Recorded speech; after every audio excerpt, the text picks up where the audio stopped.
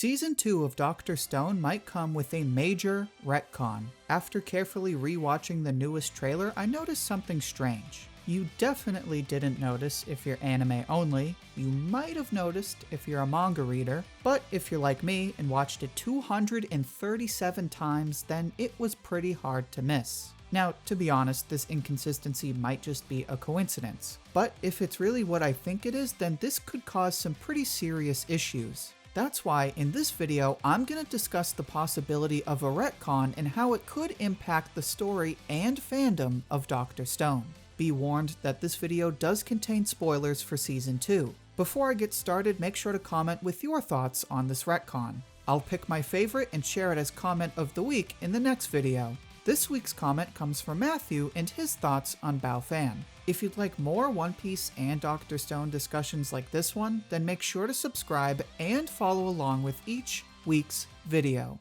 With that out of the way, let's take a look at the scene in question. In the second official trailer, Sukasa is seen at the beach during the winter. Already, the scene is non-canon. In the manga, Sukasa's first appearance in Stone Wars is after Chrome's capture. Next, we see Sukasa brushing snow off a petrified child. And if you're a manga reader, this child should be raising all kinds of red flags. That's because this statue looks almost identical to Sukasa's sister Mirai. At this point, you should be thinking, well, wait a minute, isn't Mirai buried underground? The answer to that question is a big, fat yes. In the manga, Mirai isn't even revealed until after SENKU beats Sukasa. SENKU claims he can fully revive her, so the team goes and digs her up by the beach. And I emphasize the word dig because they literally needed Dynamite just to find her. Whereas with this scene, the alleged Mirai is just out in the open. Now, I'm sure this scene comes with good reason. Like I just said, Mirai's reveal is very sudden, and the only buildup is Sukasa's story on the beach way back in the beginning.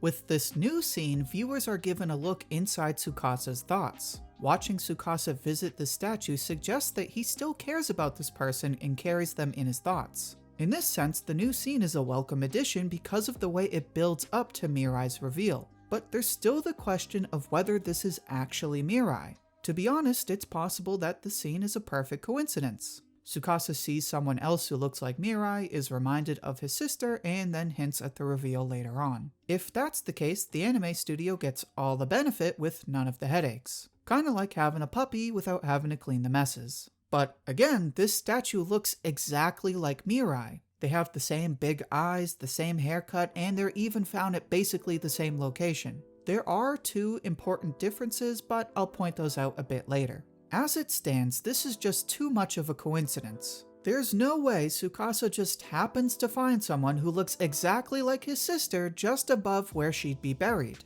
If it is a coincidence, great. By all means, I welcome the buildup. But considering how much the statue looks exactly like Mirai, we have to consider the possibility of a pretty serious retcon.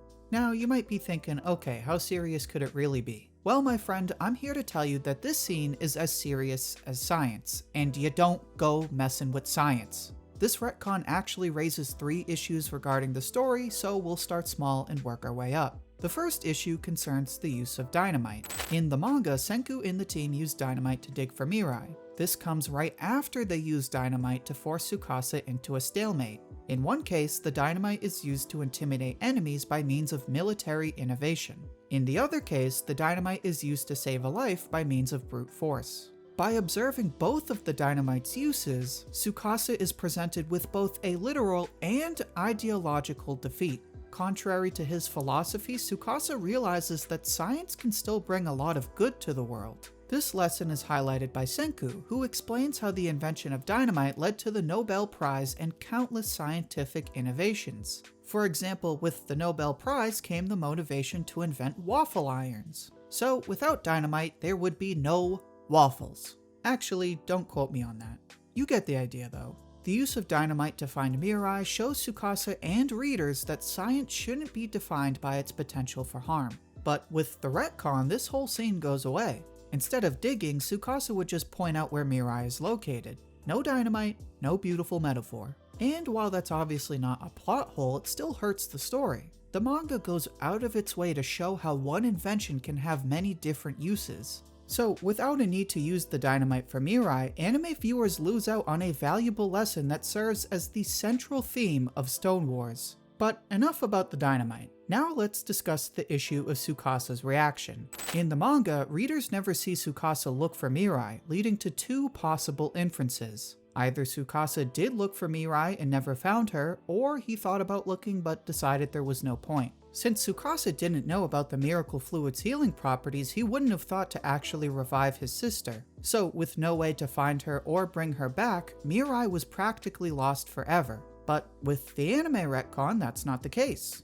Assuming this is actually Mirai, that raises a bunch of questions about Sukasa's reaction. For starters, why does Sukasa seem so relaxed? Why is he not freaking out that he finally found his baby sister? One possible explanation is that Sukasa actually found Mirai a while ago and this is just one of his regular visits. But then that raises the question of why Sukasa just leaves her on the beach after he finds her. Like I mentioned, Sukasa doesn't know he can heal her, so maybe he decided there was no point in bringing Mirai back. Either way you look at it, Sukasa's reaction is just underwhelming and confusing. New fans probably won't think much of Sukasa's nearly emotionless reaction, and in retrospect it just seems strange that he'd leave behind someone so important. But the next issue is even worse. Assuming this statue really is Mirai, it creates a pretty major inconsistency. Manga readers will remember that Mirai was declared clinically brain dead, but if you look at her now, she was very clearly conscious when she got petrified. So, if this is Mirai, then Sukasa's entire backstory needs to be revamped. One way to do this is to change it so that instead of being unconscious, Mirai just needed major surgery. Sukasa would still need to train and fight to earn the money, and that would explain why we see Mirai the way she is. But then that wouldn't make as much sense in terms of Sukasa's character. There were a lot of circumstances, such as the drunk beach man. You know, the one who went, "Hey you kids, those are my shells." But the driving factor in Sukasa's hate for vested interests was the situation with his sister. He had no money and nobody to help him out. As a result, Sukasa comes to believe that the only way to protect the people you care about is to gain power. But that was when Sukasa needed to spend his whole life fighting. If Sukasa just needs to earn enough money for one surgery, then his backstory wouldn't be nearly as influential. And then there's a bunch more questions like why was Mirai not with Sukasa, or whose hand was she holding when Mirai was petrified? But taking things in a more meta direction, the big issue with this retcon is that it could potentially divide manga and anime fans. Even if this isn't a major plot hole, it's still a very clear split from the canon narrative. As a result, anime fans would have one understanding of the story, while manga readers would have a completely different one. And of course, in the age of everyone on the internet being a critic, this leads to debates of which version is better. Which for another series might be okay, but considering there's already a big gap between the manga and anime, this is really the last thing Dr. Stone needs. Many readers such as myself have been patiently waiting for the anime to blow up and lead more viewers to start the manga. But if the anime goes through with this retcon, it might confuse anime onlys and turn them off from the manga completely. So while I'm not necessarily opposed to the idea of a retcon since it might bring some well-needed build-up, I'm still very skeptic. Not only could this retcon create a long list of inconsistencies, but it could also hurt the entire Dr. Stone fandom. And that's it for this discussion. Hopefully I'm wrong and everything turns out just fine. If you enjoyed this discussion, then make sure to like the video. If you'd like more discussions like this one, then make sure to subscribe for weekly One Piece and Dr. Stone videos. Thank you for watching, and I hope to hear from you soon.